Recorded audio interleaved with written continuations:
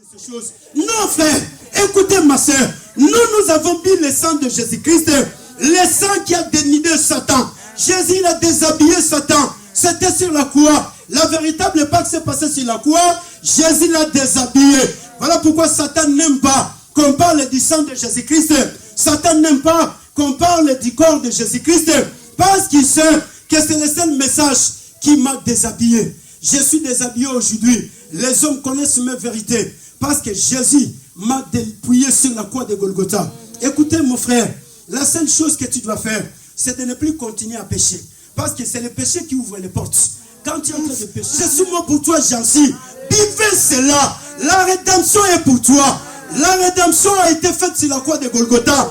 Écoutez frère, le message de la Pâque, Christ notre Pâque, c'est le seul message où Jésus a déshabillé Satan. Satan était déshabillé ce jour-là. Raison pour laquelle, comme il a été déshabillé, aujourd'hui il va utiliser des faux prédicateurs dans les 4 coins du monde entier pour confiner les esprits des peuples. Mais les maisons où il n'y a pas le sang, l'ange va attaquer. Maintenant dans la nouvelle alliance, Jésus ne vient pas nous délivrer de la captivité physique. Jésus nous délivre de l'Égypte spirituelle. Jésus nous délivre de la Babylone spirituelle. Cela, ça signifie quoi? Jésus est venu nous délivrer du monde dont le diable est le prince de ce monde-là. Le reste, ce n'est pas le pasteur qui va le faire. Ce n'est ni l'apôtre, ni le prophète qui te donne des prophéties machiavéliques, diaboliques, sataniques. Il n'a pas le pouvoir de le faire. S'il avait le pouvoir, frère, on n'aurait pas des handicapés sur la planète Terre. Si les apôtres, les pasteurs, les prophètes, les évangélistes avaient le pouvoir de le faire, on n'aurait pas des aveugles sur la planète Terre. On n'aurait pas de malades sur la terre. Mais celui qui fait les choses, c'est le maître de l'univers, visible et invisible. C'est Yoshua qui fait les choses. C'est Shiloh qui fait les choses, frère. Nous sommes des simples serviteurs. Je n'ai pas le temps. Mais la prière véritable, elle est basée sur la mort et la résurrection de Jésus-Christ. Voilà pourquoi Jésus l'a dit, l'heure vient où les vrais adorateurs adoreront le Père en esprit et en vérité. Dieu te guérit de toute espèce de maladie. La délivrance n'est pas les tomber, les relever. Quand tu tombes et tu te relèves, ce n'est pas ça. Hier, on a vu des frères qui on les a fait tomber. Des sœurs qu'on a fait tomber dans les églises. Sœur, maintenant, on l'a tagi par Moulaï. Depuis le jour, quoi, il sait comment on l'a taba mini-jip.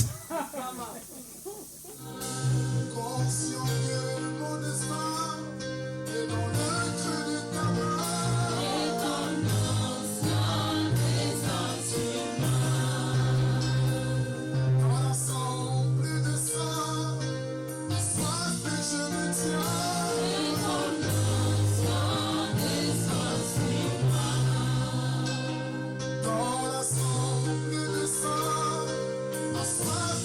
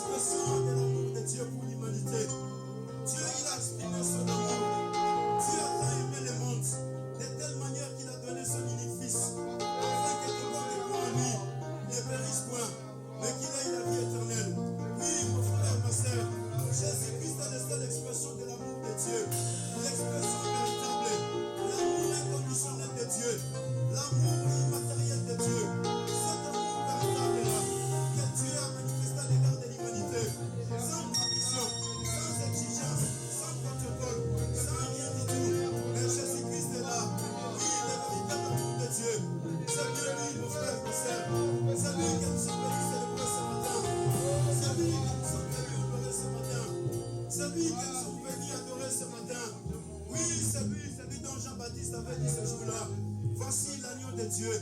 C'est lui qui ôte le péché de ce monde. C'est lui seul, mon frère, ma soeur, qui ôte le péché de l'humanité. Hier, il y avait des agneaux qui ont été sacrifiés, mais ces agneaux n'ont jamais ôté le péché d'Israël. Mais cela ne faisait que couvrir le péché. Mais le véritable agneau a été sacrifié ce jour-là dans le Jourdain. Le véritable agneau, il s'est présenté ce jour-là devant Jean-Baptiste. Il a dit non, Jean, faisons ce qui est juste. Jean voulait le faire retourner pour dire non, non, tu ne peux pas te faire baptiser. Mais moi, je suis celui que tu dois baptiser. Jésus lui dit non, faisons ce qui est juste. Je dois me faire baptiser. Et dans le baptême, le ciel s'est ouvert. Jésus était en train de prier. Le ciel s'est ouvert. Et la parole déclare, une voix s'est fait entendre au ciel.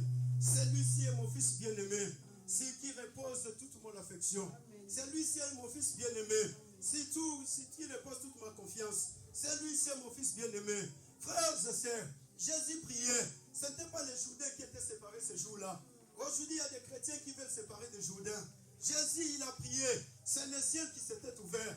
Le ciel a commencé à parler. Ce n'était pas la mer rouge qui s'était ouverte ce jour-là, mais le ciel s'est ouvert. Mais tu dois prier pour que le ciel s'ouvre, afin que la voix se fasse entendre.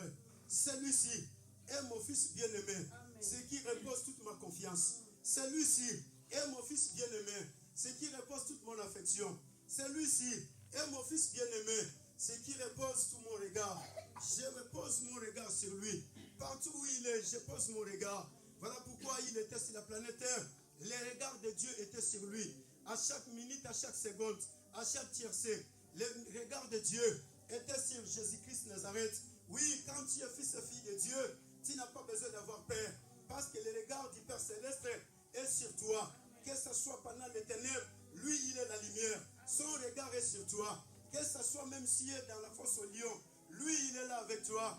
Parce que c'est lui qui va te délivrer de la fosse au lion. Mais Jésus-Christ, il est maître de l'univers visible et invisible. C'est lui que nous sommes venus célébrer ce matin. Il a besoin de vivants. Parce qu'il est le Dieu vivant. Amen. Oui, si tu es vivant, tu vas manifester réellement que je suis vivant. Amen. Si tu es vivant, tu vas manifester réellement que je suis vivant. Je crois qu'il y a des vivants dans cette salle. Amen. Alors s'il y a des vivants, manifestons que des vivants sont là. Poussons des cris de joie pour le roi des rois. Acclamons le Seigneur des seigneurs. Jésus-Christ est le Créateur de tous les temps. Tu as tout intérêt de pousser des cris de joie pour lui.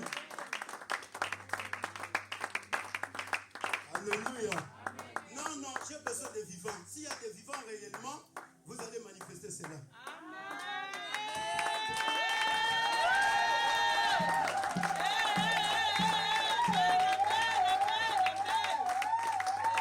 J'ai besoin de vivants.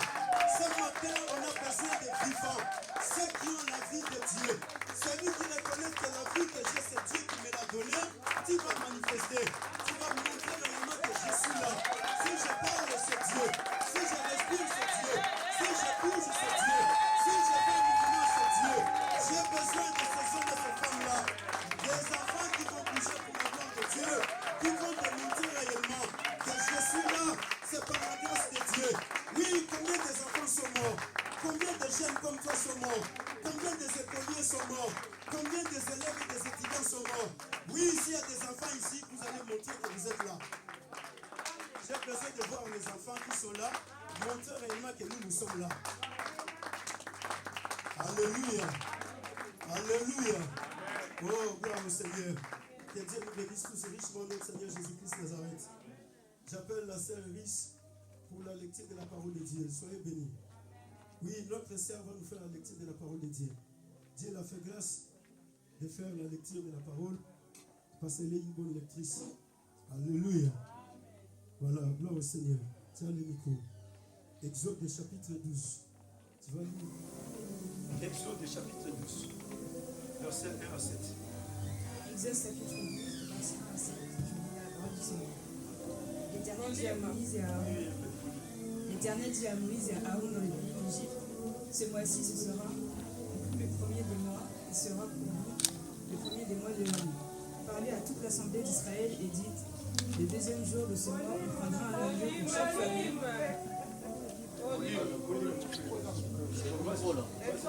L'Éternel dit à Moïse et à Aaron dans le pays d'Égypte, ce mois-ci sera pour vous le premier des mois.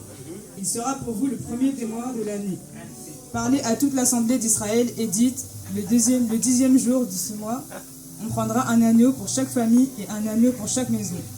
Si la maison est trop peu nombreuse pour un agneau, on le prendra avec son plus proche voisin. Selon le nombre de personnes, vous compterez pour cet agneau d'après ce que chacun peut manger.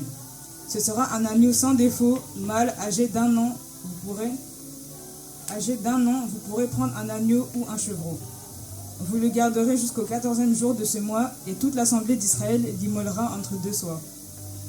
On prendra de son sang, et on mettra sur 2 poteaux et un linteau de la porte des maisons où on le mangera. Parole du Seigneur. Voilà, que Dieu te bénisse, notre Seigneur Jésus-Christ. Amen. Acclamons pour notre sœur. Gloire à Dieu. Oui, acclamons le Seigneur pour notre sœur. C'est très important. Nous allons l'acclamer et l'encourager. Oui, c'est Dieu qui l'a fait grâce de bien parler français et de faire la lecture de la parole de Dieu. Amen. C'est la grâce de Dieu. Dieu fait grâce à qui il veut. Et miséricorde à qui il veut. Alléluia. Ce matin, nous allons évoluer. Nous avons un thème que nous avons mis sur les affiches qui sont là. La Pâque de la Nouvelle Alliance. Thème, car Christ, notre Pâque, a été immolé. Alléluia. Oui, ce matin, nous allons parler de la Pâque. Le dimanche passé, on a parlé de la résurrection. Jésus ressuscité. Et il a fait ce qu'il a fait. Mais ce matin, nous allons évoluer rapidement. Pour qu'enfin que nous puissions entrer dans la dimension la plus profonde des choses les plus importantes de la parole de Dieu. Alléluia. Amen. Dieu est venu voir Moïse. C'était pendant la nuit. Au milieu de la nuit, Dieu est venu voir Moïse et Aaron sur le territoire de l'Égypte. Dieu, il a envoyé Moïse. Il lui a dit, va parler à Pharaon, afin que Pharaon puisse libérer mon peuple, parce que j'ai besoin de ce peuple.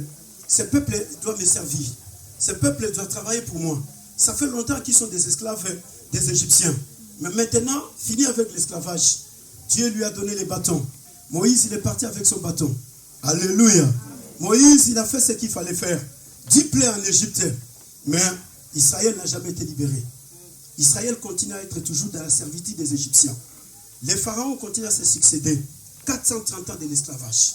Dieu, il a parlé à Abraham. Ta descendance, il est en captivité. 400 ans après, moi, Dieu, je me souvenais de cette parole. L'alliance que je suis en train de conclure avec toi. Toi, tu vas mourir. Mais moi, je me souvenais de cette alliance. De toutes les paroles de l'alliance que je suis en train de conclure avec toi. Je descendrai dans les pays où ton peuple sera asservi. Ils seront maltraités. Ils seront sous la domination de leurs oppresseurs. Mais 400 ans après, je me souviendrai de ces paroles. Mais écoutez, quand il est arrivé le temps qu'Israël devait quitter Israël, Dieu il a augmenté encore 30 ans. Mais il a dit à Abraham, ils feront 400 ans. Mais qu'est-ce qui se passe? C'est que Dieu, il a changé. La Bible dit Dieu ne change pas, n'est-ce pas? Il est le même hier, aujourd'hui, demain et éternel. Mais tu as parlé de 400 ans chez Abraham. Et aujourd'hui, tu augmentes encore 30 ans. Pour quelle raison? Alléluia. Et le temps était arrivé. Moïse, il a fait tout ce qu'il fallait faire. Tout étant envoyé de Dieu. Tout étant serviteur de Dieu. Dieu était avec lui. Dieu l'a accompagné. Dieu, il a fait tout ce qu'il fallait faire. Mais Dieu lui avait prévenu dorénavant. Je suis descendu pour délivrer mon peuple. Mais toi, je t'envoie seulement. Toi, tu n'es qu'un simple envoyé. Alléluia. Mais en ce qui concerne la délivrance, moi-même l'Éternel, je suis descendu. J'ai vu la souffrance de mon peuple. J'ai écouté les cris qu'il faut pousser ses oppresseurs. Je connais sa douleur. Je suis descendu pour les délivrer de la main des pharaons et des Égyptiens. Pour les amener dans un pays grand et vaste. Pays dont j'ai promis Abraham, Isaac et Jacob. Mais Moïse, il a fait des plaies. Moïse, il a frappé l'Égypte. Moïse, il a fait tout ce qu'il fallait faire. Mais Pharaon devenait de plus en plus incrédule. Dieu lui avait déjà prévenu. Pharaon j'endurcirait son cœur. Alléluia. Plus tu vas t'approcher de Pharaon, plus Pharaon va devenir plus incrédule. Plus tu vas opérer des miracles, plus Pharaon ne te croira pas. Mais va, je suis avec toi. Va, je suis avec toi. Alléluia. Écoutez frère, écoutez ma soeur. L'opposition c'est le synonyme de te faire comprendre que Dieu est avec toi. Dans les choses que tu es en train d'entreprendre pour la gloire de Dieu, s'il n'y a pas l'opposition, c'est que Dieu n'est pas avec toi. il faut qu'il y ait l'opposition. Quand il y a l'opposition, c'est là où Dieu va te faire voir qu'il est Dieu. C'est là où Dieu va te faire voir sa gloire et sa puissance. Mais quand les choses se font dans la facilité, Dieu n'est pas avec toi. Dieu ne fait pas des choses faciles, frère. Dieu ne fait pas des choses faciles, ma sœur. Dieu, il fait des choses compliquées. Voilà pourquoi il doit compliquer Pharaon et il doit faire de Pharaon un véritable incrédule pour qu'enfin que Moïse sache que ce n'est pas moi qui va agir, mais c'est le Dieu du ciel. C'est la dimension où Dieu démontre à l'homme que ce n'est pas toi qui vas faire les choses, mais c'est moi qui va les faire. Tu dépends de moi. Voilà pourquoi beaucoup de gens se sont époumonés aujourd'hui avec beaucoup de prières, trop de combats spirituels. Frère, toutes ces choses se font pourquoi? Parce que les gens veulent faire à Dieu que nous sommes capables de faire de nous-mêmes les choses. Dieu n'a pas la capacité de les faire. Celui qui est capable de faire les choses, c'est le Dieu créateur du ciel et de la terre. Je suis descendu pour délivrer mon peuple. Mais ils sont restés encore 30 ans en Égypte. Et comment tu pourras dire ça? Parce que Dieu, il a parlé de 400 ans, mais après Dieu, il augmente encore 30 ans. Depuis le jour où Dieu, il a parlé à Moïse, jusqu'au jour où Israël va quitter l'Égypte, ça fait 30 ans. Et dis-moi, qu'est-ce que tu vas réfléchir par rapport à ça? Beaucoup de chrétiens aujourd'hui, ils ont beaucoup prié. Frère, Dieu a augmenté encore 30 ans. Et si c'était toi à la place de Moïse, qu'est-ce que tu allais faire? Hein? Non, sois sérieux. Si c'était toi à la place de Moïse, avec l'actuel combat spirituel, combien de démons allais-tu combattre? Combien de seraient brûlés? Combien de oncles maternels, combien de cousins, combien de cousines qui seraient brûlés pendant ce temps-là? Alléluia. Pour rien. Flori. Pour rien. C'est lui qui va faire les choses, c'est Dieu. Toi, ton problème, obéis. Les restes, ce n'est pas les pasteurs qui vont les faire. Ce n'est ni l'apôtre, ni les prophètes qui te donnent des prophéties machiavéliques, diaboliques, sataniques. Il n'a pas le pouvoir de les faire. S'il avait le pouvoir, frère, on n'aurait pas des handicapés sur la planète Terre. Si les apôtres, les pasteurs, les prophètes, les évangélistes avaient le pouvoir de les faire, on n'aurait pas des aveugles sur la planète Terre. On n'aurait pas de malades sur la terre. Mais celui qui fait les choses, c'est le maître de l'univers, visible et invisible. C'est Yoshua qui fait les choses. C'est Shiloh qui fait les choses, frère. Nous sommes des simples serviteurs. Je n'ai pas le temps de me battre la poitrine parce que je sais que je n'ai pas la capacité de le faire. Mais celui qui est capable de le faire, c'est le Dieu qui m'a mandaté. Raison pour laquelle aujourd'hui, il y a des gens qui veulent prendre la place de Dieu. Voilà pourquoi on vous appelle dans des consultations prophétiques. Consultation prophétique. Avant d'entrer à la porte, il faut passer chez les secrétaires. Il faut prendre un rendez-vous. On te donne, comment on appelle ça? Fiche. Tu dois remplir.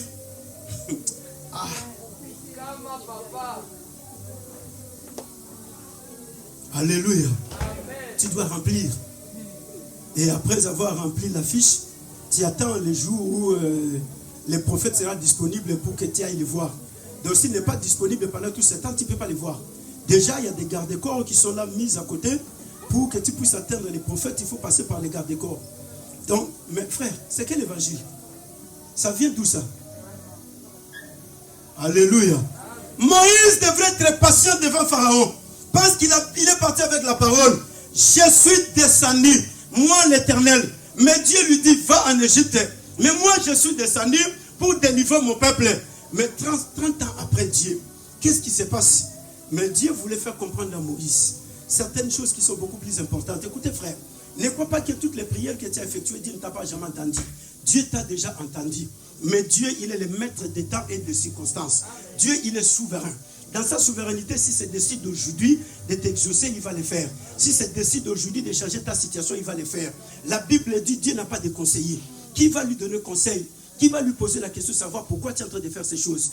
Dieu, il fait ce qu'il veut. Au moment où lui, il veut. S'il veut le faire tout de suite, il va le faire tout de suite.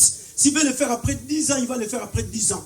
S'il veut le faire après 40 ans, Dieu n'a pas de gendarmes, frères, ni de policiers qui vont le prendre pour le mettre en prison. Personne. Alléluia. Personne. Dieu n'a personne pour venir lui dire, mais écoutez, toi, depuis que ce frère a commencé à prier, tu ne réponds pas à ses prières. aujourd'hui tu vas rester en prison. Non, il a brûlé Sodome et Gomorrhe, personne ne l'a jamais emprisonné. Il a tué les gens au temps de Noé jusqu'à aujourd'hui à Kena Boloroté. Alléluia. Amen. Moïse devait être patient avec Dieu. Le peuple de Dieu doit être patient avec Dieu. Sachant que je dépends de Dieu. C'est Dieu qui va accomplir sa parole. C'est Dieu qui accomplit sa promesse. Mais moi, je dois être patient. David a été combattu pendant combien d'années? Il a battu Goliath, mais il est retourné dans la forêt. 17 ans après, que Dieu va l'étroniser roi à Jérusalem. Mais si c'était toi ce jour-là, qu'est-ce que tu allais dire? C'est comme ça que nous voyons aujourd'hui des jeunes frères qui se réveillent le matin. Et comme il avait prêché ce jour-là, Batumi Bale Bakoyaki a commis prophète. Prophète Moulaï. Prophète Mamoueni. Et prophète. Frère, pour Batumi Bale Bakoyaki joue comme prophète Lélo. David, il a tué Goliath. Il est retourné dans la forêt 17 ans. Il a vécu pendant 17 ans dans des persécutions, des tribulations. Mais il revient au trône 17 ans après. Mais il avait l'onction de Dieu sur sa tête. Saul l'avait oué comme étant roi. Mais il n'est pas devenu roi le jour où il avait reçu l'onction de Dieu. Il y a des choses, frère, tu dois comprendre que Dieu est capable de te passer par un chemin où tu ne comprendras pas. Mais pourquoi Dieu me fait passer par là? Dieu, il est en train de te préparer. Dieu devrait préparer David, frère. Sinon, David, le jour où il allait rester sur le trône, David a nobé tatolo. Ceux qui Goliath a koufa qui zangai. Ceux qui boisala qui boisanga. Mais Dieu va les préparer pendant 17 ans pour que David devienne très humble, pour qu'il reconnaisse que non. Si je suis là où je suis aujourd'hui, c'est Dieu. Voilà pourquoi le jour où il a péché, Dieu va commencer à lui rappeler. Souviens-toi là où je t'ai pris derrière les brebis. Souviens-toi. Mais aujourd'hui, beaucoup de chrétiens, voilà pourquoi vous êtes devenus aujourd'hui des furieux, des furieuses. Moi, les chrétiens, comme kanda. Pourquoi? Parce que non, en tout cas, on a pensa donc nasiliki. Ozo silikanana. Tu es en colère contre qui? Alléluia. Amen. Dieu va parler à Moïse à Aaron. C'était pendant les milieux de la nuit. Dieu il dit, écoutez Moïse, je t'avais déjà dit que je suis descendu pour délivrer mon peuple. Aujourd'hui, je suis descendu. 30 ans après, je suis descendu. Mais maintenant, tu vas parler à toute l'assemblée de la maison d'Israël, à tous les peuples d'Israël. Le temps est arrivé où vous allez quitter l'Égypte. Mais pendant ce temps où vous allez quitter l'Égypte, vous allez prendre un agneau mâle d'un an sans défaut. Chacune des familles des Hébreux vont prendre l'agneau. Et l'agneau sera gardé pendant 4 jours. L'agneau sera pris le 10e jour et on va le garder pendant 4 jours jusqu'au 14e jour. Le 14e jour, l'agneau sera immolé entre les 2 soirs. Et vous mangerez l'agneau dans sa totalité. Et Dieu va dire, vous prendrez le sang de l'agneau, vous le mettrez sur les montants de vos maisons. Et vous prendrez le sang, vous le mettrez sur les poudriers des portes d'entrée de vos maisons. Et moi, l'Éternel, je passerai au milieu de la nuit en Égypte. Et quand je passerai, l'ange de la destruction passera. Et quand il va passer, il verra le sang. Dans la maison où il y a le sang, l'ange de la destruction n'entrera pas. Il ne détruira pas. Mais dans la maison où il n'y a pas le sang, même si tu es égyptien, même si tu es hébreu, mais s'il n'y a pas le sang dans ta maison, l'ange de la destruction entrera, il va tout détruire. Mais ce qui va pouvoir faire qu'il n'y ait pas la colère de Dieu, c'est le sang. Je passerai et je verrai le sang. Alléluia. La Pâque, c'est la fête de la délivrance. La Pâque, c'est la fête de la libération. La Pâque, c'est la fête du salut. Dieu devrait mettre fin à la captivité égyptienne. Et Israël devrait quitter l'Égypte. Parce que pendant des années, ils ont vécu sous la domination des Égyptiens. Sous l'oppression des Égyptiens. Sous l'oppression des Babyloniens. Mais Dieu dit, ce mois ici sera pour vous les premiers mois de l'année. Alléluia. Dieu, il va commencer à écrire une nouvelle histoire. Écoutez frère, écoutez ma sœur. Dieu, quand il veut faire une chose avec toi, il doit commencer à te faire d'abord comprendre les choses. Donc aujourd'hui, tu dois comprendre qu'il y a une nouvelle histoire qui commence entre Dieu et moi. Vous êtes restés pendant longtemps des esclaves. Maintenant, vous devez quitter l'esclavage. Vous devez quitter la servitude et vous devez partir. Il y a une marche qui commence. Israël doit partir. Mais qu'est-ce qui va faire partir d'Israël? Ce ne sont pas les miracles opérés par Moïse. Mais ce qui va faire partir d'Israël, c'est la nourriture qu'ils vont manger. L'agneau qui sera mangé dans sa totalité. C'est ce qui fera qu'Israël soit délivré de l'esclavage égyptien. Alléluia. Amen. Ce n'est pas le sang qui est mis sur les portes. Makila Yesu tina bilamba. Ah! Zambe nangai. Makila na ba toilette, makila na ba porte, makila na ba sapato, makila. La prière, inviter ceux qui vous tuent. Non, la bande. Non, la prière. Ma pasteur, hein? Vous en faire hein, avec ces prières-là. Ce n'est pas le sang qui a été mis sur les portes des maisons. Ce n'est pas le sang qui est mis sur les lintons des maisons qui fait sortir Israël de la captivité. Mais c'est l'agneau qui est mangé. Vous mangerez l'agneau dans sa totalité. Et ce soir-là, je passerai. La Pâque signifie le passage de l'Éternel. Dieu, il va passer en Égypte. Mais en passant dans l'Égypte, Dieu a un peuple frère qui doit épargner de son jugement. Le peuple qui sera épargné du jugement de Dieu, c'est le peuple dont Dieu retrouvera le sang dans les portes de leur maison, dans les linteaux de leur maison. Dieu ne frappera pas ces maisons. Dieu ne frappera pas ces familles. Et voilà pourquoi ce jour-là, les choses dont Dieu avait prescrites devraient être respectées. Tous les détails devraient être respectés. Si les détails ne sont pas respectés, Israël va rester encore en captivité en Égypte. Tout ce que Dieu a demandé de faire, ça doit se faire. Si cela ne se fait pas, Israël reste encore en captivité en Égypte. Alléluia. Oui, aujourd'hui Dieu va commencer une nouvelle histoire avec toi. Amen. Oh, voilà, je te dis ceci. Aujourd'hui Dieu va commencer une nouvelle histoire avec elle. Amen. Dis à l'autre, aujourd'hui Dieu va commencer une nouvelle histoire avec moi. Aujourd'hui Dieu commence une nouvelle histoire avec moi. Oui, parce que Satan a commis une erreur. Il ne fallait pas garder 430 ans le peuple de Dieu. Ce peuple dont il est en train de garder en captivité, c'était un peuple qui était dans l'alliance. Dieu avait déjà conclu l'alliance avec Abraham. Écoutez frère, écoutez ma soeur, même si le diable venait t'attaquer, même s'il devenait 15 000 fois diable, mais sache-le, la personne dont le diable est en train d'attaquer, à moins qu'il sorte dans l'alliance de Dieu. Mais s'il est encore dans l'alliance de Dieu, frère, ces attaques deviendront une autre chose. Les attaques du diable, dont le diable vient t'attaquer, c'est pour tester la puissance de ton Dieu. C'est pour tester la force de ton Dieu. C'est pour tester la grandeur de ton Dieu. C'est comme ça que le diable il doit venir t'attaquer. C'est comme ça qu'il devrait prendre Israël, rester en captivité pendant 430 ans. Mais Dieu leur dira, c'est moi ici, c'est le mois où commence votre histoire. Or, l'année ne commençait pas au mois d'Abib. Le mois d'Abib en hébreu, c'est le mois de mars et avril. Mais les mois commençaient au mois de janvier, l'année. Commençait au mois de janvier. Mais Dieu va parler au peuple. Ce mois ici sera pour vous le début des mois et ça sera les premiers mois de l'année. Le mois d'Abib devient le premier mois, c'est-à-dire les mois de mars et avril. En français, selon le calendrier gréco-romain. Devient le premier mois. C'est-à-dire quoi? L'année ne commençait pas au mois de mars et avril. Mais l'année commençait au mois de janvier. Mais Dieu commence l'histoire avec Israël au mois de mars et avril. Israël ne reste plus les esclaves. Israël devient un peuple qui dépend de Dieu. Dieu s'est fait une nation sur la planète Terre. Dieu choisit une nation sur la planète Terre, la nation avec laquelle je vais marcher sur la planète Terre. La nation avec laquelle moi, je vais conclure toutes mes alliances. La nation avec laquelle je vais déverser toutes mes bénédictions. Cette nation s'appelle Israël. Israël doit sortir de l'Égypte. Voilà pourquoi, frère, aujourd'hui, il y a beaucoup de choses qui se passent dans le monde spirituel. Mais les chrétiens, ils n'arrivent pas à saisir la pensée de Dieu. Pourquoi? Parce que les chrétiens continuent à vivre dans l'Égypte du passé. Mais nous, aujourd'hui, nous ne sommes pas dans cette Égypte du passé où Moïse et Aaron étaient descendus. Mais nous sommes dans une autre dimension. Alléluia. Et Dieu va parler. L'agneau doit être mangé dans son totalité. Cet agneau-là, quand vous allez le manger, vous le mangerez. Vous prendrez le sang. Vous le mettrez sur les portes de vos maisons, sur les linteaux. Et moi, l'Éternel, je passerai. Je verrai le sang.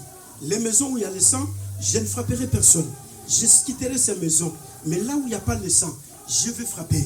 Alléluia. Écoutez, frère, ce qui délivre Israël, ce n'est pas le sang, mais c'est l'agneau. Or, Jésus était ce jour-là en train de se faire baptiser. Il venait. Jean-Baptiste, il va se concevoir que Jésus était en train de s'approcher de lui. Il y avait plusieurs personnes. C'était le jour suivant de la Pâque. Alléluia. Et Jésus va dire, voici l'agneau de Dieu qui ôte les péchés de ce monde. Et les Juifs qui étaient là, ils étaient choqués. Ils ont dit, mais non, l'agneau a été tué hier. Parce que la Pâque était hier. Et comment toi, aujourd'hui, tu nous présentes encore un autre agneau? D'où il vient? Alléluia. Voilà les vrais prophètes. Le vrai prophète, c'est celui qui montre des choses que les gens ne voient pas. C'est celui qu'on appelle un prophète de Dieu. Parce que lui, il est dans l'espace, et il est dans le temps, et il est hors du temps. Les gens, ils savent que la Pâque était déjà passée hier. On avait déjà mangé l'agneau hier. Mais maintenant, aujourd'hui, on nous présente encore un autre agneau. D'où il vient cet agneau? Et Jean ne s'arrête pas à présenter seulement l'agneau. Mais Jean dit, voici l'agneau de Dieu qui ôte les péchés de ce monde. C'est cet agneau que je vous présente. L'agneau que vous avez mangé hier. L'agneau pascal ne ôte pas les péchés. Écoutez frère, l'agneau qui a été mangé en Égypte, c'était la chair qui était mangée pour en fait donner la force au peuple d'Israël. Parce que le voyage commençait. Et comme il y a un voyage qui commence, nous entrons dans le désert. Oh frère, pour faire un bon voyage, il faut être nourri. Si tu n'es pas nourri, tu ne vas pas bien voyager. Il faut avoir la nourriture. Israël doit commencer un voyage. En quittant l'Égypte, Israël commence un voyage avec Dieu. Et ce voyage-là, il faut avoir la nourriture. Or, la nourriture, c'était l'agneau qui est mangé en Égypte. Voilà pourquoi Dieu dit, vous les mangerez dans les maisons. Et si la maison est trop petite, vous allez inviter vos voisins. Alléluia. Appelez les voisins les plus proches. D'abord, pour manger l'agneau, il faut se retrouver dans une maison. Donc, si tu la parole de Dieu s'interprète avec la parole. Dieu n'interprète pas la parole en dehors de la parole de Dieu. Or, la maison aujourd'hui symbolise l'église. Tu dois être dans une église pour que tu sois nourri. Or, si tu n'es pas dans une église, tu n'es pas nourri, frère. Or, l'âme a besoin de la nourriture. La nourriture de l'âme, c'est la parole de Dieu. Si tu n'es pas nourri par la parole de Dieu, tu vas te retrouver avec un cache-corps. Voilà pourquoi aujourd'hui nous avons des chrétiens malades, qui sont très très malades. Pourquoi? Parce qu'ils ne sont pas nourris. Et celui qui ne mange pas, qu'est-ce qui lui arrive? Dites-moi, non, sans sérieux. Celui qui ne mange pas, qu'est-ce qui lui arrive? Hein? Jancy, la personne qui fait 2 jours, 3 jours, il ne mange pas. Qu'est-ce qui lui arrive? Hein? Il va devenir faim? Et après? Voilà pourquoi aujourd'hui nous avons des chrétiens faits. On vous trompe avec des petites choses. Vous êtes facilement vaccinés. Facilement vous partez. Parce que tu ne manges pas. C'est lui qui mange à la force. Et il sait que je suis en train de manger pour faire le voyage. Mais quand on ne mange pas, on devient trop faible. Alors c'est comme ça que vous verrez aujourd'hui partout dans les 4 coins, dans les églises locales, dans tout, on voit des chrétiens faibles. Faibles pourquoi? Parce que la nourriture dont tu es en train de manger, ce n'est pas cette nourriture que Dieu a préparée pour toi. Tous les matins, on se réveille, on te dit non, écoutez, c'est l'oncle paternel qui fait que vie avec des sauter. C'est la tante paternelle, c'est les cousins, c'est qui encore? Hein? Les enfants. Les enfants sont des bandouki. C'est comme ça que ta vie ne peut pas aller de là. Mais oncle paternel a eu au sani na makamboué. Oncle maternel a eu au sala. Non, tout n'a eu au sani. Pose-lui la question. Les enfants aujourd'hui sont en train de déambuler à Kinshasa. Allez à Abidjan, vous verrez comment les enfants souffrent dans les rues. Va partout dans les 4 coins du monde entier. Vous voyez combien les enfants souffrent aujourd'hui. Pourquoi? Parce qu'il y a quelqu'un qui s'est réveillé le matin, qui vient dans une famille. Dernièrement, je suivais une vidéo où l'apôtre était humilié dans toute la famille. Pourquoi? Parce qu'il a donné une prophétie qui n'est pas de Dieu. Pour dire à la femme que si ta vie ne va pas bien, c'est ton premier fils qui est le plus grand sorcier de ta vie. Et la maman, qu'est-ce qu'elle a fait? Elle a chassé l'enfant de sa maison. L'enfant est parti. À l'âge de 17 ans, cet enfant quittait la maison de son père et de sa mère parce qu'il est sorcier. Et là où il est parti, gloire à Dieu, parce que Dieu avait mis quelque chose dans la vie de cet enfant. L'enfant s'est retrouvé entre les mains d'un pasteur. Le pasteur l'a récupéré, il a commencé à préparer cet enfant. Et l'enfant a passé 6 ans chez les pasteurs. Les parents n'ont pas le souci de chercher cet enfant. On n'en a pas besoin parce que c'était un sorcier. Mais écoutez frère, cet enfant n'a jamais été sorcier. Voilà pourquoi aujourd'hui vous êtes en train de taxer des choses qui sont très dangereuses dans les vies des gens. Si tu n'as pas la vie de l'esprit, ne taxe pas ce qu'il ne faut pas taxer. L'enfant est parti. Là où il est parti, le pasteur l'a préparé. Il est devenu un évangéliste qui est en train de prêcher la parole de Dieu. Il se retrouve dans un marché vers Cocody, là-bas à Abidjan. Il est en train de parler. Acceptez Jésus comme Seigneur et Sauveur. La maman va écouter la voix. Elle dit, c'est la voix de mon fils. Mais qu'est-ce qui se passe? 17 ans, je l'ai chassé. Aujourd'hui, ça fait plus de 6 ans, je ne le vois pas. Mais cette voix-là, c'est la voix de mon fils. Acceptez Jésus comme Seigneur et Sauveur. Jésus sauve, Jésus délivre, Jésus guérit. Et la pauvre femme, elle dira non, non, non. C'est mon fils qui est en train de parler, je vais m'approcher.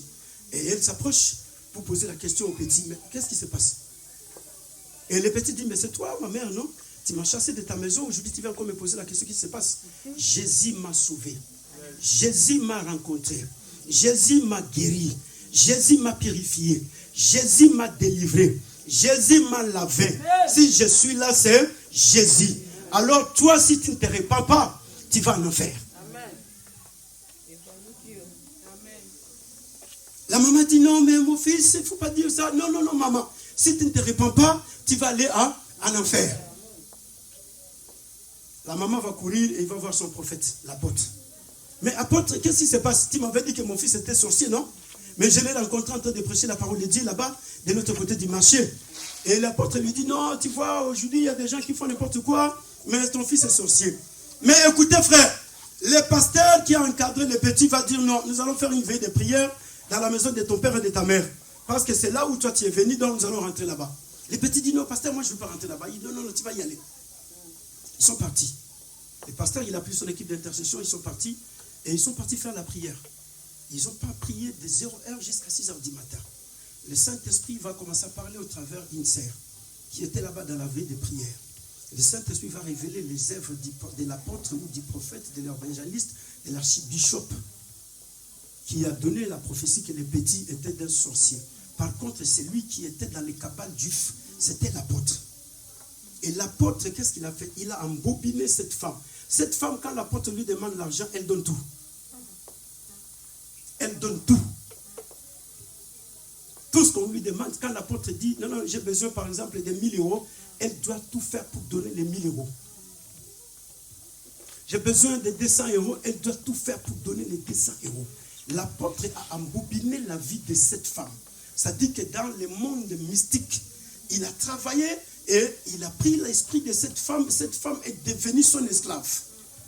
Son mari n'a pas de mots à dire. Il n'a pas une force à parler chez sa femme pour dire non, non, écoutez, tout ce que tu fais là, c'est pas bien. Et le Saint-Esprit va parler. Quand le Saint-Esprit va parler, le monsieur, il va commencer à pleurer. Il dit, j'ai parlé à ma femme à tout moment. Laisse mon fils rester dans ma maison.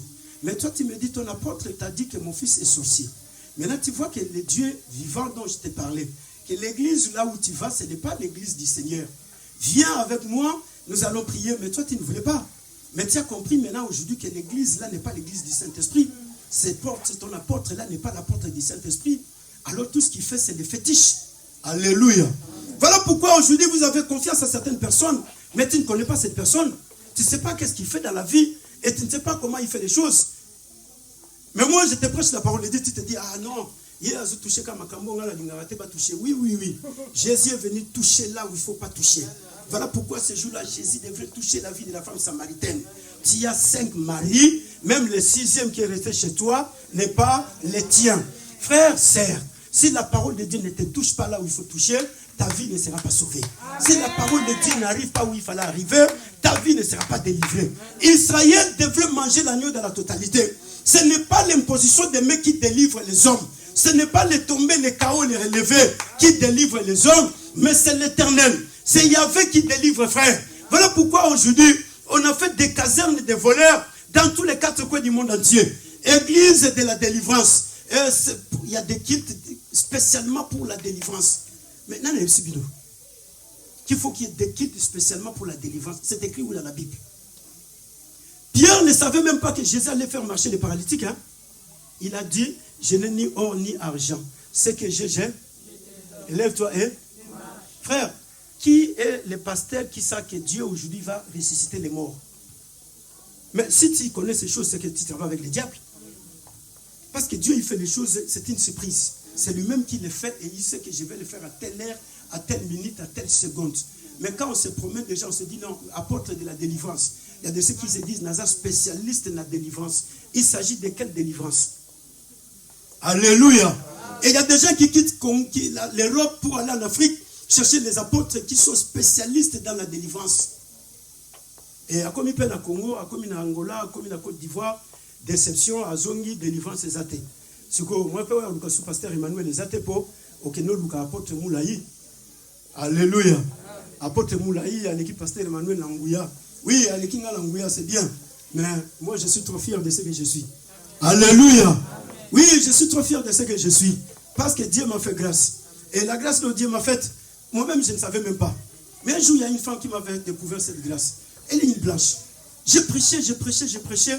Et après, je commençais à parler des renards bonquets, j'ai parlé des Yongi Chou et tous les autres. Après lesquels cette femme est venue me voir. Alléluia. Rosalie connaît cette femme. Elle est venue me voir. Elle dit, écoutez, tu sais ce que toi tu es? J'ai dit, non, je ne sais pas. Mais continue par citer les noms de toutes ces personnes que tu cites là. Parce que ce que toi tu as, elles n'en ont pas. Je travaille avec tous ces gens-là, je connais certaines choses. Je peux t'expliquer la réalité. Mais toi, tu ne connais pas. Il ne faut pas continuer à citer les noms de ces gens. Toi, tu es plus que tous ces gens-là qui sont en train de citer leurs noms.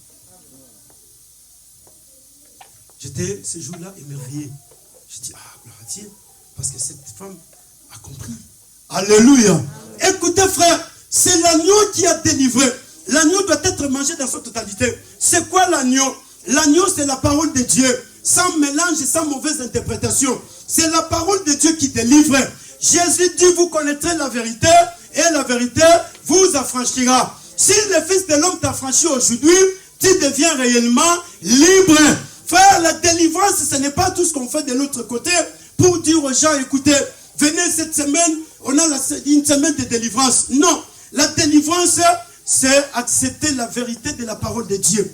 Quand tu acceptes la vérité de la parole de Dieu, la parole va te délivrer. La parole va te libérer. La parole va faire ce qu'il a prévu de faire.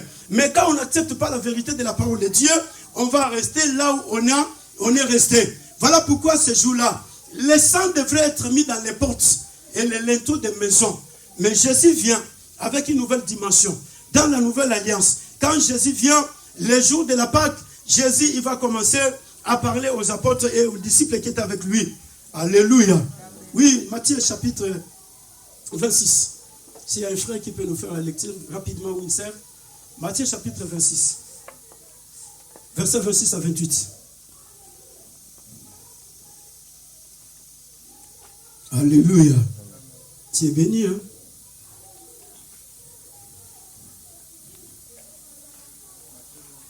Matthieu chapitre 26, verset 26 à 28.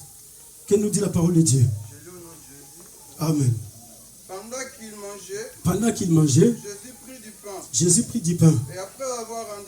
Et après avoir rendu grâce, il les rompit.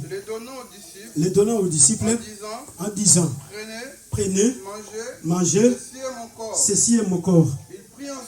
Il prit ensuite une coupe.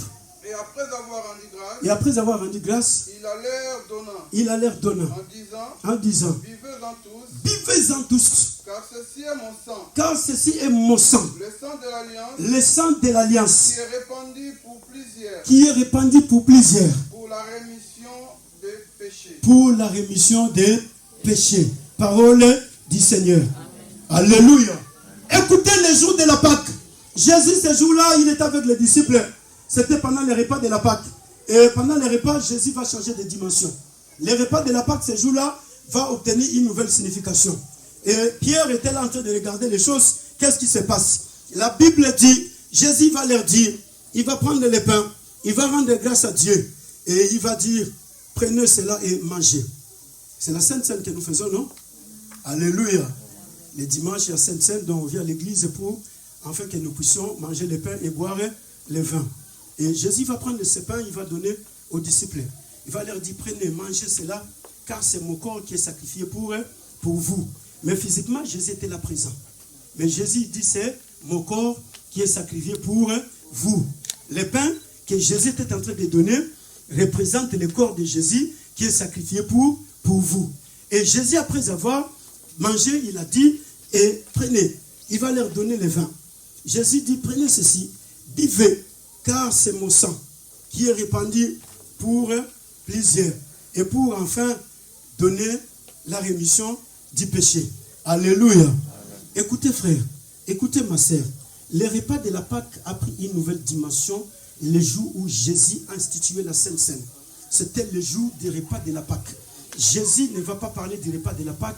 Jésus va instituer la Sainte Seine. Mais les gens, ils étaient choqués. Qu'est-ce qui arrive? Il fallait qu'il nous parle de la Pâque. Il fallait qu'il continue avec la Pâque. Mais lui, il dit, c'est mon corps, mangez cela. Mais physiquement, Jésus est là. Mais comment cela va y arriver? Et il dit, c'est mon sang. Qu'est-ce qui s'est passé? Pendant le repas de la Pâque, il y avait 4 coupes. Et les chefs de famille avaient 4 coupes devant lui. On prenait ces 4 coupes, on mettait le vin là à l'intérieur. Et quand on mettait le vin, on prenait et on les donnait à toute la famille. Ce n'était pas comme ce que nous faisons aujourd'hui. Aujourd'hui, on a ce qu'on a là, et les gens ils boivent. Non, la fois passée, c'était une coupe. Tous nous allons boire la même coupe. C'est-à-dire, Bissonion, Sotogomelaka, coupe Mokodon, un seul verre. Tous nous allons boire dans ces verres-là. Personne ne dira, non, moi je ne vais pas boire parce qu'il y a des microbes, il y a les Covid-19, il y a les coronavirus, il y a ça. Non. Tous nous allons boire dans la même coupe. Alléluia. Et les chefs de famille prenaient ces 3-4 coupes, les mettaient là devant lui. Et après avoir rendu grâce à Dieu, ils prenaient la première coupe, qui était la coupe d'action de grâce, on rendait grâce à Dieu, et on prenait les pains, on les mangeait. Et Jésus, quand il est venu, ce jour-là, Jésus va prendre la 3e coupe. Cette coupe qu'on appelle la coupe de la bénédiction. C'est cette coupe-là que le Seigneur va prendre ce jour-là. Et quand le Seigneur Jésus va prendre la coupe de la bénédiction, Jésus, il va mettre les pains et le vin dans la coupe de la bénédiction.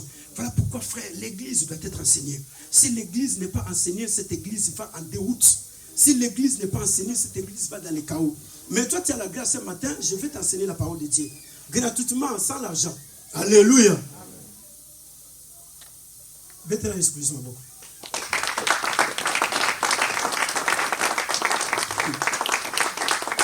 Alléluia.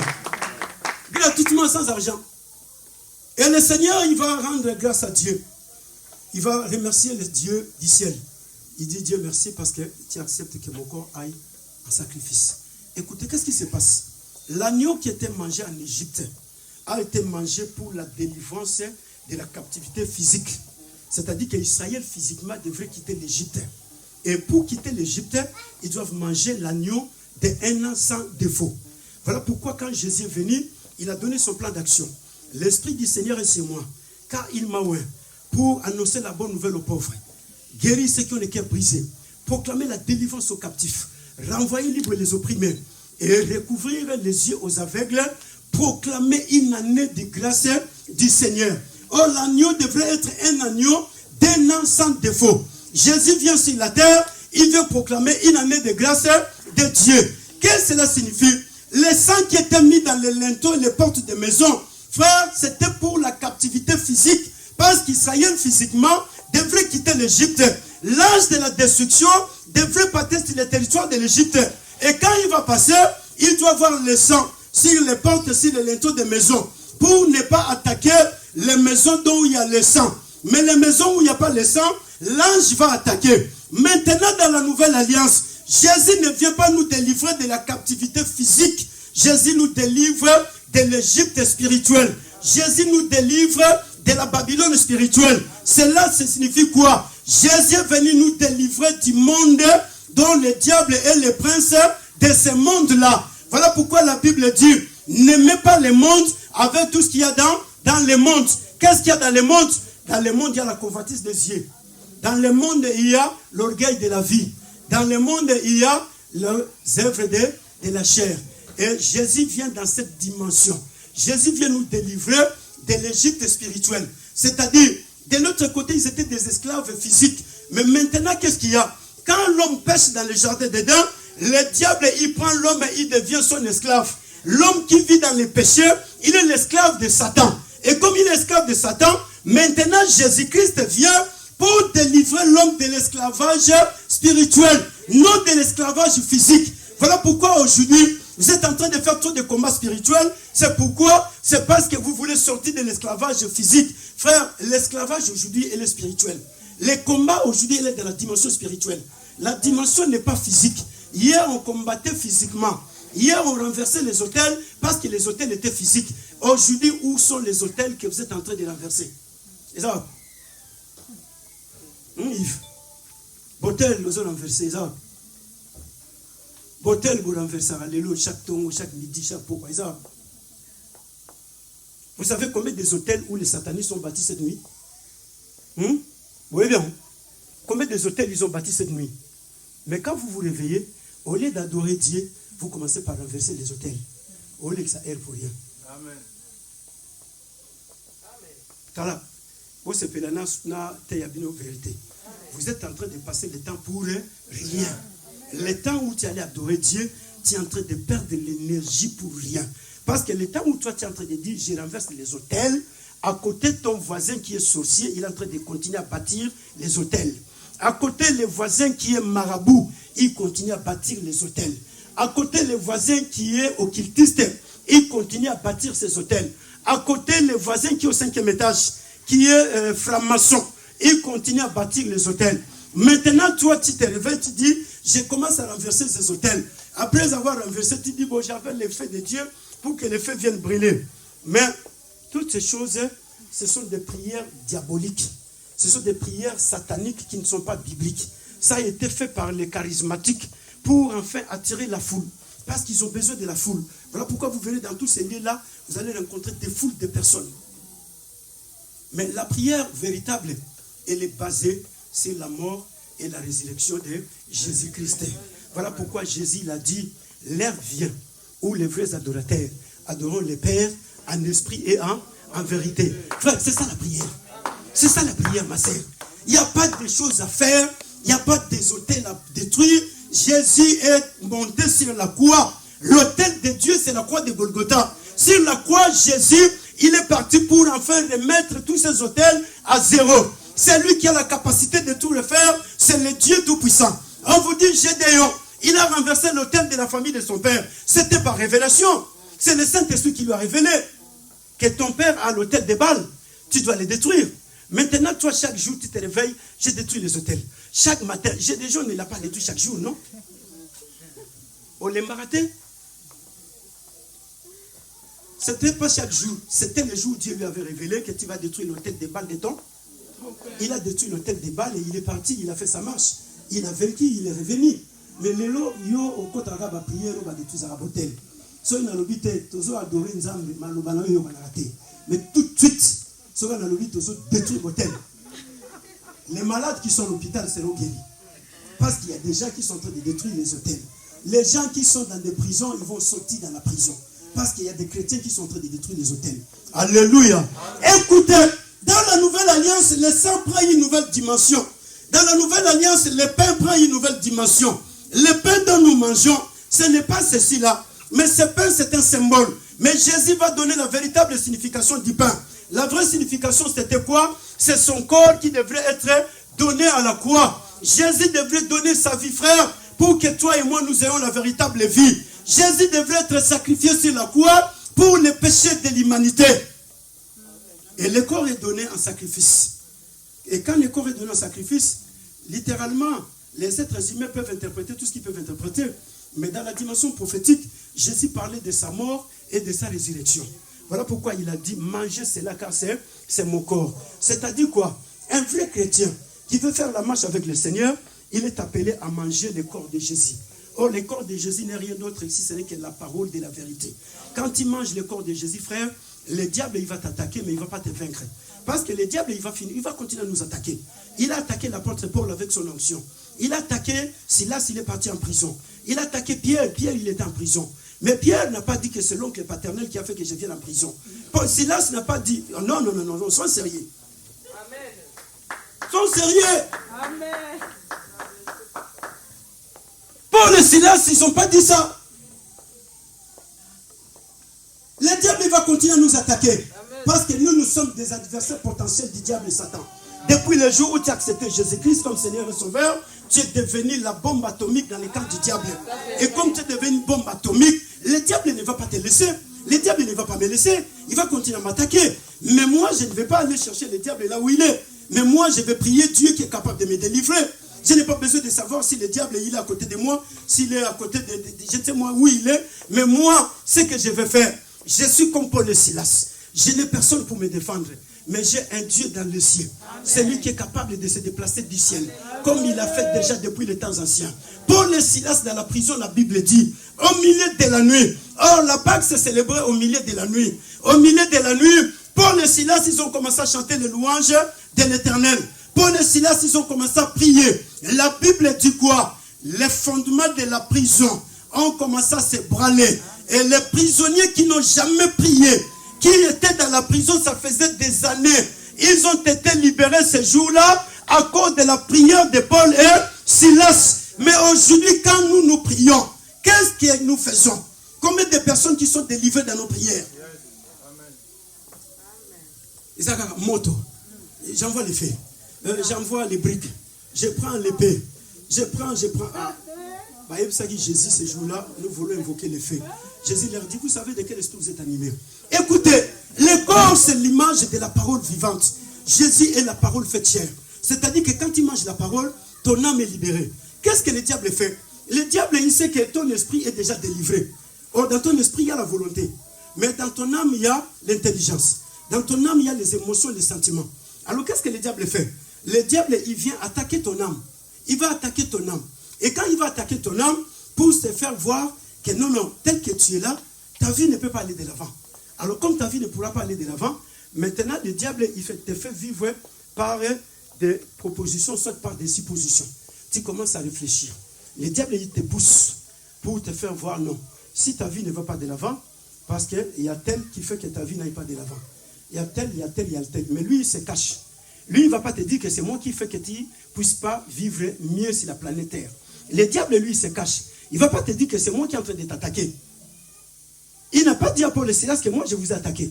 Mais il a présenté les licteurs et les gouverneurs. Non, c'est le gouverneur qui vous l'a mis en prison. Ce n'est pas moi. Mais le gouverneur est utilisé par Satan parce que le gouverneur de lui-même, il connaissait Paul. Quand il est venu voir Paul, il lui a dit quoi? Mais toi, je te connais, mon ami. Tu es très intelligent. Qu'est-ce qui fait que tu te retrouves dans ces histoires-ci? Paul lui dit, pour toi, ce sont des histoires. Mais pour moi, cela est la vie. Hier, j'étais dans le judaïsme. Le judaïsme ne m'a jamais sauvé. J'étais comme toi, ô roi.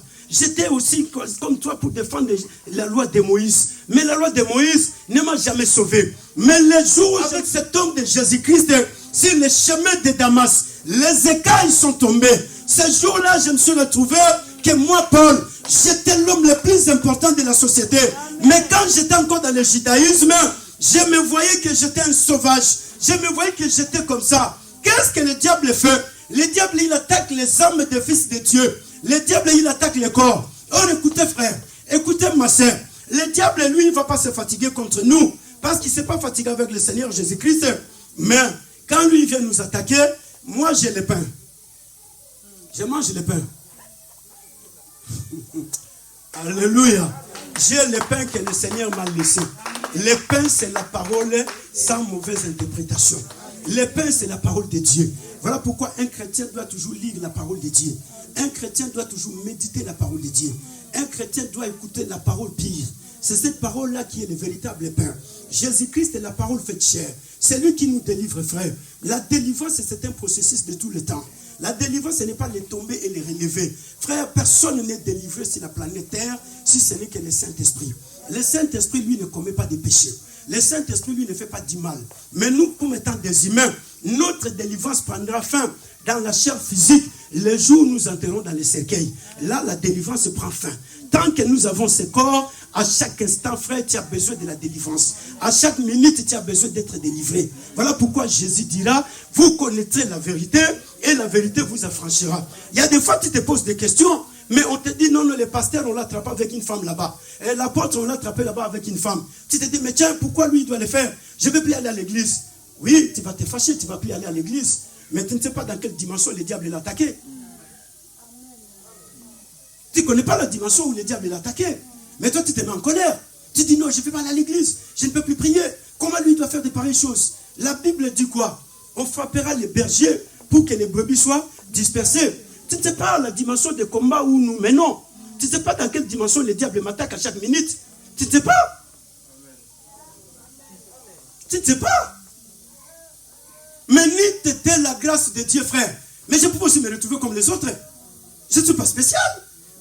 Mais c'est la grâce de Dieu. Je peux aussi faire toutes les bêtises que les autres sont en train de faire. Voilà pourquoi Tu ne connais pas la dimension de l'attaque que les hommes de Dieu ont dans tous les quatre coins du monde entier. Parce que le diable, il va les attaquer. Le diable, il va nous attaquer. Et surtout ceux qui portent la parole de Dieu dans la vérité. Mais le diable, il va continuer à nous attaquer.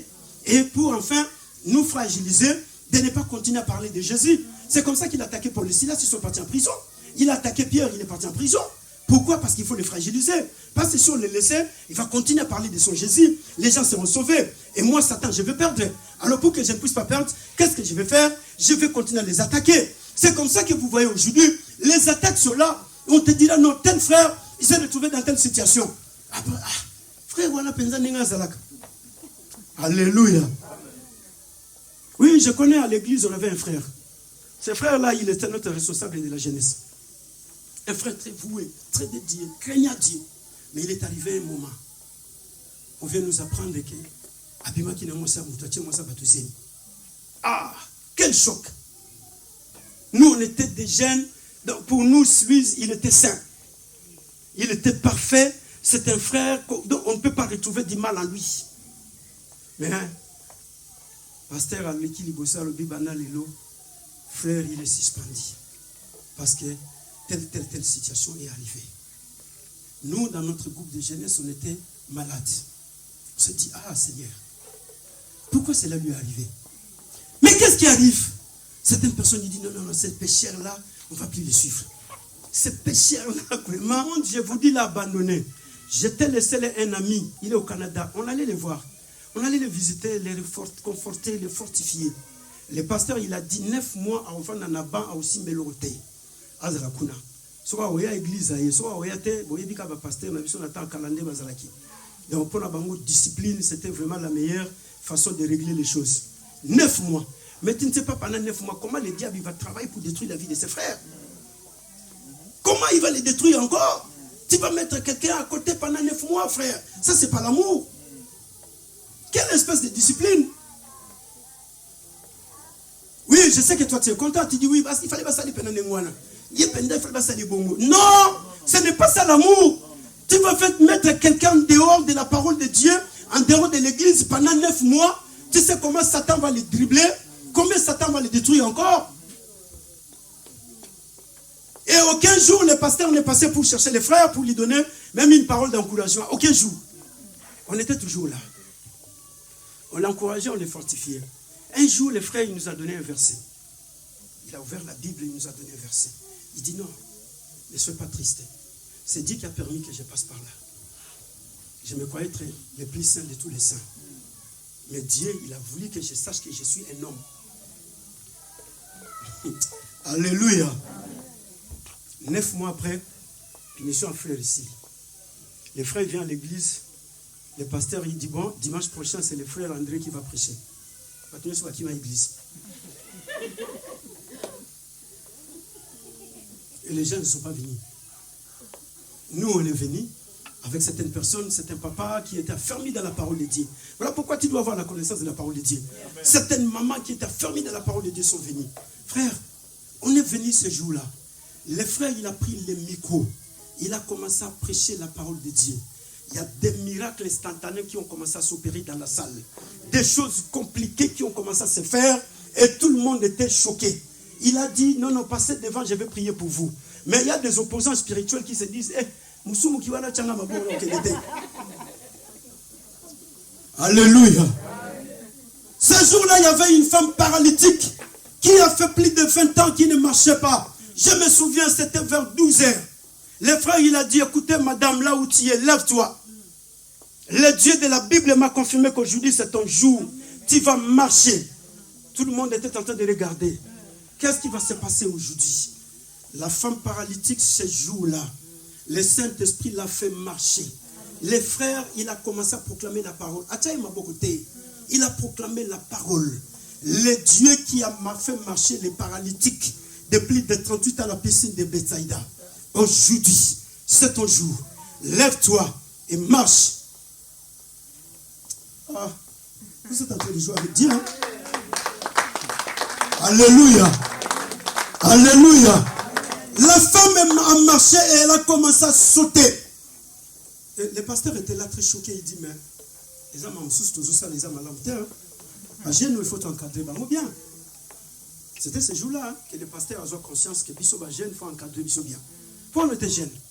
Donc tu pourrais tout faire parce qu'on est jeune. Mais pour eux, la punition, il y a 10 mois, 15 mois, on les bien.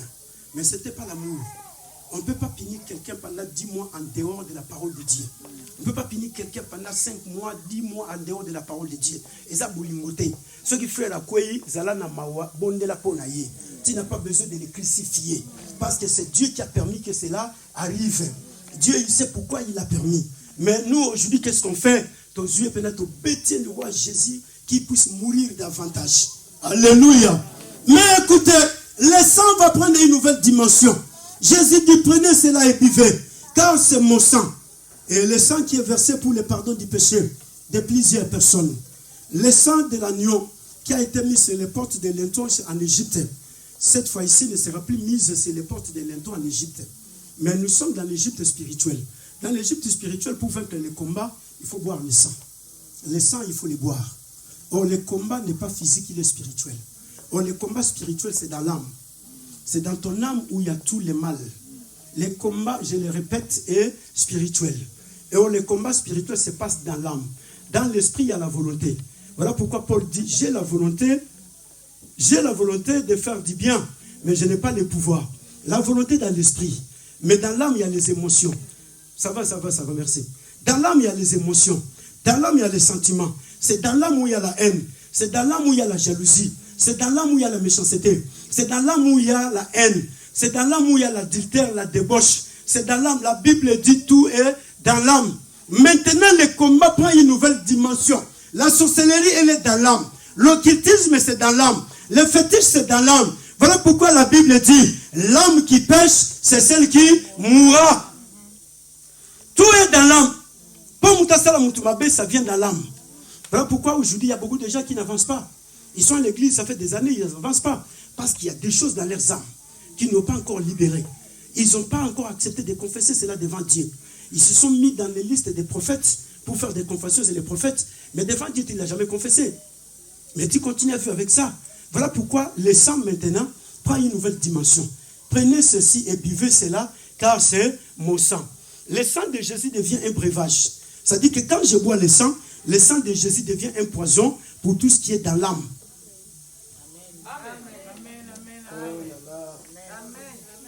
Alléluia.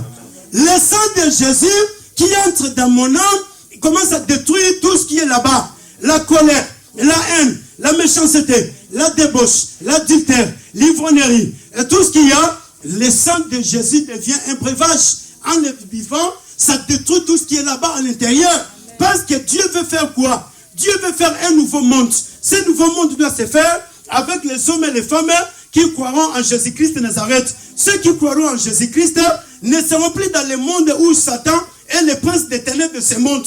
Mais ceux qui croient en Jésus-Christ sont dans le monde où Jésus est le roi des rois. Où Jésus-Christ est le Seigneur des seigneurs. Jésus-Christ vient pour créer un nouveau monde. Le nouveau monde avec de nouvelles personnes. Ceux dont les péchés sont pardonnés. Frère, la plus grande difficulté de la vie de l'homme, c'est le péché. Quand le péché n'est pas pardonné, même si tu as des milliards, tu es foutu. Même si tu es Billy Gates, tu ne représentes rien. Même si tu es le plus riche de tous les riches du monde, tu ne représentes rien. Parce que le péché n'est pas pardonné. Qu'est-ce qui fait que les chrétiens n'avancent pas aujourd'hui? On vous fait vivre dans la culpabilité. Non. Ceux qui m'ont cambré au et ça pour vivre au tamboula qui bien. Aujourd'hui, on vous a mis des kirdam, oui ou non? Tu as vu, on va kirdam. Il faut les gagner kirdam. Si on a kirdam, on peut y avoir la massou, ou pas un pasteur, n'est-ce pas? Parce que le pasteur, il a pris ses péchés, où est-ce qu'il va avec? Hein? Qu'est-ce qu'il va faire avec? Tu veux confesser ta vie chez moi, non? Alors maintenant, si je n'ai pas vraiment l'esprit de Dieu, tu sais que je vais détruire ta vie? Oui. Ils ne se sont pas mariés dans les églises à cause de la kirdam. Qui te dit que tu dois passer dans la kirdam? Il y a beaucoup de choses qui se passent aujourd'hui. Beaucoup de frères ne se sont pas mariés à cause de la kirdam. Non, frère, non, pasteur, la lota rabanoto mabé. Et il y a une sœur qui s'approche du frère. Je dis, c'est quel va la frère voilà? Apumboa na butu.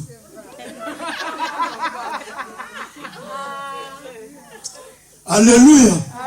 cause de ces histoires-là. Mais écoutez, il y a le sang de Jésus-Christ. Le sang devient un breuvage. Quand tu bois le sang de Jésus est en train de détruire tout ce qui est à l'intérieur de toi. Qu'est-ce qui se passe? Dans l'ancienne alliance, l'alliance de Moïse était en train de traiter les choses physiques. C'est-à-dire, ça parlait de tout ce qui est physique. Mais la nouvelle alliance parle des choses qui sont spirituelles. Ça traite d'abord le cœur de l'homme. Voilà pourquoi Dieu il a dit, j'ôterai de vos corps les cœurs de pierre. Je vous donnerai un cœur nouveau, le cœur de la chair. Or, Dieu a besoin d'habiter dans ton cœur. Maintenant, ton cœur qui est rempli de l'immondice, Dieu ne peut pas habiter là à l'intérieur. Pour que ce cœur soit libéré, il faut boire le sang. Or, le sang, ce n'est pas ce sang que vous mettez dans les linteaux de vos maisons. Le sang que vous mettez dans les portes de vos maisons. Vous voulez dormir, le sang de Jésus n'est pas en angaï. Le sang de Jésus n'est pas dans les toilettes. Le sang de Jésus n'est pas cuisine. Le sang de Jésus, frère, le sang a été versé une fois. Il n'y a pas un bassin de sang au ciel où tu vas continuer à réclamer le sang de Jésus. Il n'y a pas de sang de Jésus. Le sang de Jésus aujourd'hui, c'est la vie de l'esprit. C'est-à-dire que celui qui marche par l'esprit, celui-là, il vit la vie de l'esprit. C'est ça le sang de Jésus. Le sang de Jésus, ce n'est pas de bassin au ciel où le sang continue à couler jusqu'aujourd'hui. La Bible dit, vous avez été rachetés à un grand prix. Le grand prix, c'est le sang que Jésus a versé. Le sang de Jésus, c'est l'œuvre que Jésus a accomplie sur la croix pour afin que l'humanité soit sauvée. Le sang de Jésus, c'est la rémission du péché. C'est-à-dire que c'est le pardon du péché. C'est ça le sang de Jésus. Il n'y a pas de bassin au ciel, frère, où tu vas commencer à réclamer le sang de Jésus. Il n'y en a pas. Il n'y a pas trois quoi. Quelle est la prière anti-biblique que vous êtes en train de faire? On a besoin d'enseignement. Amen. Le sang devient un breuvage. Jésus dit, c'est mon sang. Buvez cela. Qu'est-ce que Jésus veut dire? Jésus veut dire ceci. Je suis mort pour vous. La rédemption est pour vous. Prenez possession de la rédemption. Buvez cela. C'est pour vous. C'est pour toi. Je l'ai fait pour toi, bienvenue. Je ne l'ai pas fait pour la maison. Je ne l'ai pas fait pour une voiture. Je suis mort pour toi, Yves. Je suis mort pour toi, Jancy. Buvez cela. La rédemption est pour toi. La rédemption a été faite sur la croix de Golgotha. Écoutez, frère, le message de la Pâque, Christ notre Pâque, c'est le seul message où Jésus a déshabillé Satan. Satan était déshabillé ce jour-là. Raison pour laquelle, comme il a été déshabillé, aujourd'hui il va utiliser des faux prédicateurs dans les quatre coins du monde entier pour confiner les esprits des peuples de Dieu. Mais Jésus nous a déconfinés du confinement du péché. Mais aujourd'hui, on vous fait retourner dans le confinement. On vous fait confiner. Si ta vie ne va pas bien, c'est l'oncle paternel. Oui, c'est bien. Le problème est athée. Que l'oncle paternel soit là, je n'ai pas un problème avec lui. Oh non, c'est la tante paternelle. Zalawana. Ce n'est pas un problème. C'est le cousin de ton père. Dis-lui Zalawana. C'est, je ne sais moi qui. Dis-lui, sois là. Que tu ne meurs même pas. J'ai vraiment besoin que tu sois là. Parce qu'il y a des choses merveilleuses que le Dieu de la parole va accomplir. Toi, tu dois voir ce que Dieu fera. Voilà pourquoi, frère, Paul ne pouvait rien faire d'autre si ce n'est qu'invoquer Dieu. La gloire de Dieu est descendue. Qu'est-ce que le diable fait aujourd'hui? Le diable, il t'amène dans des pensées. Il te dit, non, toi, ta vie ne peut pas aller de l'avant. Je vais vous dire une chose simple. Quand les gens vont pour escroquer les gens, ils s'habillent très bien. Hein? Un escroc, vrai escroc, il s'habille bien. Hein? Vous le verrez avec une très belle mallette, très bien veste, avec la veste comme frère Jeff. Très bien cravaté. Et quand il se présente devant toi, il te dit, non, non, moi je suis le neveu du ministre des Affaires étrangères. Je vais faire pour toi les billets, ou soit les passeports ou visa. Donne 10 000 euros. Tu vas donner, hein? 10 000. Ah non, non, j'ai besoin de faire voyager mes enfants. 10 000 euros. Maintenant, il y a un frère qui vient avec un pantalon jean coupé. Et avec des chaînes, tout ce qu'il y a là-bas. Il vient, non, moi je suis le neveu du ministre de la Justice. Je vais t'aider pour que ton fils qui est en prison puisse sortir. Donne 1 000 euros. On va te les donner? Hein? Florie, est-ce qu'on peut ça? On te regarde déjà. Par contre, l'escroc, par contre, le voleur est là. Hein? C'est lui qui est bien cravaté. C'est lui qui est très avec sa veste. Voilà pourquoi, frère, vous verrez les occultistes. Quand ils vont dans leur loge, ils sont très bien habillés. Pourquoi? Parce qu'ils savent que là-bas, quand ils vont là-bas, on leur parle de l'excellence. Il faut vivre dans l'excellence. Mais les chrétiens aujourd'hui ne veulent pas vivre dans l'excellence. Les chrétiens, ils se disent, nous servons un Dieu de malheur. Un Dieu qui continue toujours à pleurer sur la croix. Un Dieu qui n'a jamais été délivré. Un Dieu qui est lui-même crucifié sur la croix. Sauve-nous et pour qu'en fait que toi aussi tu sois sauvé. Ce n'est pas ce Dieu-là que nous sommes en train de servir. Nous sommes en train de servir Jésus-Christ est mort, enterré, ressuscité le 3e jour. Il est aujourd'hui à la droite du Père. Il intercède en notre faveur. Voilà pourquoi, frère, il faut être très bien habillé. Quand tu viens à l'église, là, tu as bien. Parce que tu ne sais pas qu'est-ce que Dieu va faire avec toi dans la rue. En venant à l'église, là, tu as très bien. Là, tu as terminé toujours qu'il y a là, tu as peine aujourd'hui qu'il y a la présence en Zambé. Tu dois vivre dans cette vie de l'excellence. Parce que le Dieu qui est mort pour toi sur la croix, c'est un Dieu excellent. Tu sais pourquoi aujourd'hui il y a des choses qui ne marchent pas? C'est parce que toi-même tu es confiné. Tu te vois toujours misérable. Tu te vois toujours malheureux. Tu te vois toujours et tu continues à parler de ces choses. Non frère, écoutez ma soeur. Nous avons bu le sang de Jésus-Christ. Le sang qui a dénudé Satan. Jésus il a déshabillé Satan. C'était sur la croix. La véritable Pâque s'est passée sur la croix. Jésus l'a déshabillé. Voilà pourquoi Satan n'aime pas qu'on parle du sang de Jésus-Christ. Satan n'aime pas qu'on parle du corps de Jésus-Christ. Parce qu'il sait que c'est le seul message qui m'a déshabillé. Je suis déshabillé aujourd'hui. Les hommes connaissent mes vérités. Parce que Jésus m'a dépouillé sur la croix de Golgotha. Écoutez mon frère, la seule chose que tu dois faire, c'est de ne plus continuer à pécher. Parce que c'est le péché qui ouvre les portes. Quand tu es en train de pécher, tu ouvres des portes au diable et Satan. Quand tu te fais tomber encore dans l'adultère, tu ouvres des portes au diable. Quand tu te mets encore dans la débauche, tu ouvres les portes au diable. Là, le diable, il va continuer à prendre des possessions sur toi. Parce que le diable, lui, a toujours cherché une raison. Mais quand tu vis avec la vie de sang, c'est la vie de l'esprit. Tu dois marcher dans la vie de sainteté. Tu dois marcher dans la vie d'amour. Tu dois aimer les autres. Tu dois vivre dans la vie de pureté. Le sang est venu purifier notre cœur pour que Dieu habite en nous. Amen. Le sang de Jésus. Alléluia. Amen. Ne te réveille plus le matin. Oh, Makila Yesu na ma porte. Le sang n'a pas de valeur quand tu mets à la porte. La porte de la maison, c'est ta conscience. Le sang de Jésus doit rester dans ta conscience. Alléluia. Amen. C'est ta conscience. Le linteau de la maison, c'est ton cœur. C'est là où doit se trouver le sang. Le sang doit être mis dans la maison. La maison de Dieu, c'est toi. La Bible dit quoi? Vous êtes le temple du Saint. Mais c'est toi qui es la maison de Dieu. C'est là où le sang doit y être.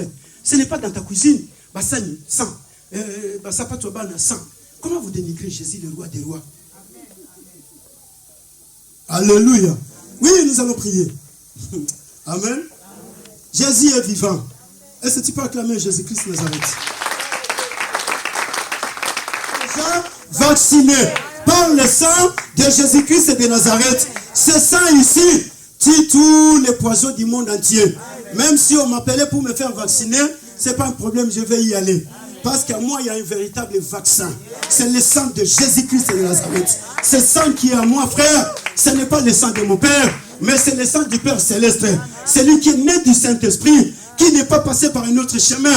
Un homme saint, parfait. J'ai son sang dans mon corps. Et le sang qui coule à moi dans mes veines, c'est le sang du roi des rois. Voilà pourquoi, frère, je ne perds de rien. La sécurité, elle est totale.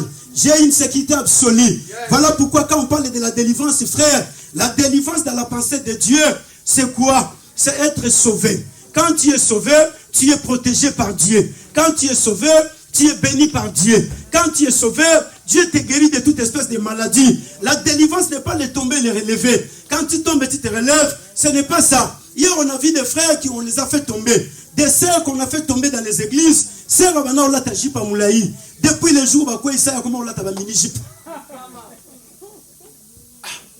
Comme si j'étais choqué, j'ai dit, mais sœur, qu'est-ce qui se passe avec toi? Tu étais bien. Mais depuis le prophète, on a quoi, tu as la vie menée comment? Mais qu'est-ce qui se passe? Quel est l'esprit qu'on t'a communiqué ces jours-là? Ah non, moi aussi, je ne sais pas vraiment. Pasteur, je ne sais pas, je vois les démons. Ce frère-là, il vient toute la nuit pour me parler des choses. Ah, écoutez, Jésus-Christ est vivant. Même s'il y a des démons qui viennent t'attaquer, Jésus-Christ est vivant. La Bible dit, il n'y a point de salut à nos quêtes autres. Le sang nous purifie. Mais le nom de Jésus-Christ, nous. Oh, Lobat. Le sang nous pille. Le nom de Jésus-Christ, c'est fait quoi? Il n'y a pas de salut en aucun autre. Si ce n'est qu'au nom de... Le salut est au nom de Jésus-Christ de Nazareth.